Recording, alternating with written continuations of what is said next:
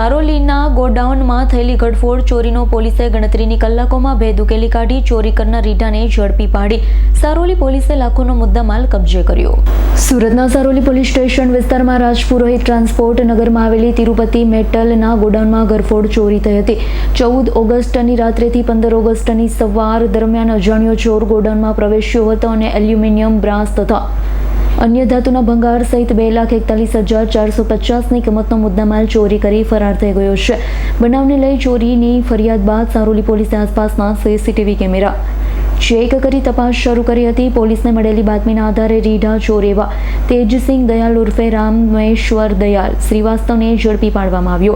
આરોપી પાસેથી ચોરીનો ભંગાર અને ચોરીમાં ઉપયોગમાં લેવાયેલી મહિન્દ્રા બોલેરો પિકઅપ ગાડી મળી સારોલી પોલીસે 7,38,950નો મુદ્દામાલ કબજે કરી વધુ તપાસ હાથ ધરી હતી।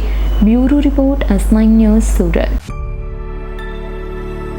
અમારી તમામ માહિતીથી અપડેટ રહેવા માટે જોડાયેલા રહો S9 ન્યૂઝ સાથે।